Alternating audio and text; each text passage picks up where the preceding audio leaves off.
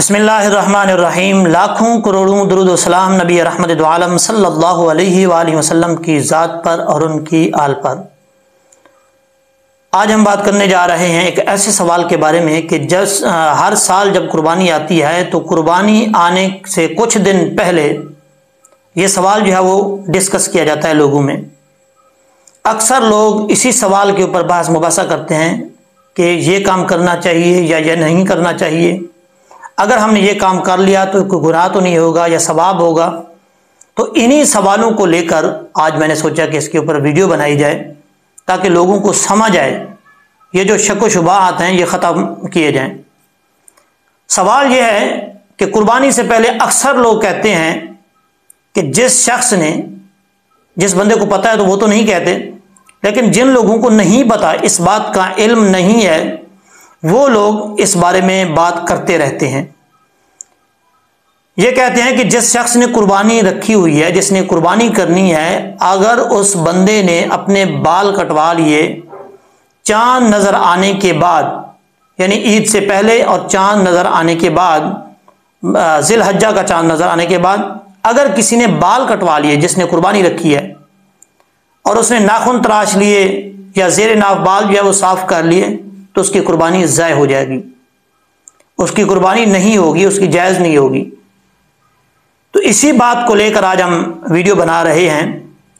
इस बात को तवज्जो से सुनिएगा। पहले मैं आपको इनके बारे में दो अहादीस पेश करता हूं, उसके बाद जो है वो इस पर बात करेंगे। इन दोनों अहादीस के नंबर जो है वो आप नोट कर लें, अगर कोई देखना चाहे, तलाश करना चाहे तो तलाश भी कर सकता है, आपको मिल जाएंगी। अबू दर्दा की हदीस है, दो अहादीस हैं।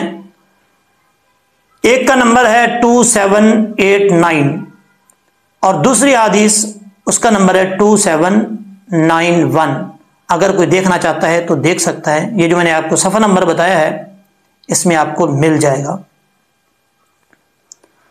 अब मैं आपको हदीस पढ़ के सुनाता हूं। पहली हदीस है उम्मुल मोमिनीन हज़रत उम्मे सलमा रज़ियल्लाहु ताला अन्हा बयान करती हैं कि रसूलुल्लाह सल्लल्लाहु अलैहि वसल्लम फरमाते हैं कि जिसके पास कोई जानवर हो और उसी जानवर को वो ज़िबा करना चाहता हो, यानी उसकी कुर्बानी करना चाहता हो, तो जिलहज्जा का जो चांद नज़र आता है, चांद नज़र आ जाने के बाद अपने बाल और नाखून हरगिज़ ना काटे हत्ता के कुर्बानी कर ले।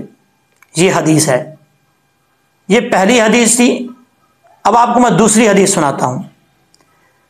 दूसरी हदीस हजरत अब्दुल्ला बिन उमर इब्न अल-आस रज़ियल्लाहु ताला अन्हु बयान करते हैं कि नबी करीम अलैहिस्सलातु वस्सलाम फरमाते हैं, मुझे अदहा के दिन के मुताल्लिक हुक्म दिया गया है।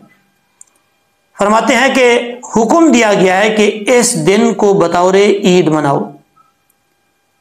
और अल्लाह अज़्ज़ा वजल फरमाते हैं कि ये इस उम्मत के लिए ख़ास है। इस दिन को, जो ईद का दिन है, ये इस उम्मत के लिए ख़ास है।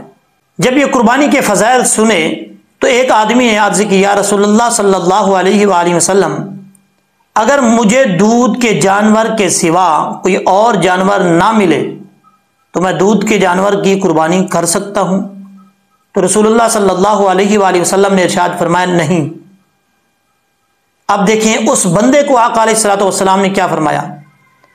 नबी करीम अलैहिस्सलातु वस्सलाम ने इरशाद फरमाया, अगर दूध के जानवर के अलावा अगर आपके पास कोई जानवर नहीं है तो उसकी कुर्बानी ना करें। फरमाया कि ये जो नाखून काटना है, बाल काटना है और जेर नाफ बालों को जो है वो साफ करना है, ये जो चीज़ें हैं, जब चांद नज़र आ जाए, जिलहज्जा का चांद नज़र आने के बाद आपने ये बाल नहीं काटने, ईद वाले दिन आपने ये बाल काटने हैं, तो इसका सवाब आपको कुर्बानी का मिल जाएगा। अब इस बात का आप ख्याल रखिएगा कि ये जो लोग कहते हैं कि कुर्बानी ज़ाय हो जाएगी, ऐसा कुछ भी नहीं है। यहाँ पे एक बात ये भी सुनिएगा कि इन अहादीस के बारे में उलमा फरमाते हैं कि ये अहादीस जो है बयान की जा रही हैं, जो इनके बारे में फरमाते हैं कि ये जो बात है, बाल काटना, नाखून काटना और ज़ेर नाफ बाल साफ करना, ये मुस्तहब है। अगर कोई करना चाहता है तो ठीक है, नहीं करना चाहता तो गुनाहगार नहीं होगा। करना चाहता है तो उसका सवाब मिल जाएगा उसको। अगर कोई नहीं काटता اگر وہ کاٹتا ہے تو اس کو ثواب نہیں ملے گا، باقی یہ نہیں ہے کہ اس کو گناہ ملے گا یا اس کی قربانی نہیں ہوگی، قربانی جو ہے وہ ضائع ہو جائے گی، ایسا کچھ نہیں ہے۔ تو امید ہے کہ میری بات آپ کو سمجھ آ گئی ہوگی۔ انشاءاللہ العزیز نیکسٹ ویڈیو میں ملتے ہیں۔ دعاؤں میں یاد رکھیے گا، جہاں تک ہو سکتا ہے اس ویڈیو کو شیئر کریں تاکہ جن کو نہیں پتا وہ اس بات کو، اس مسئلے کو سمجھ جائیں۔ اللہ حافظ۔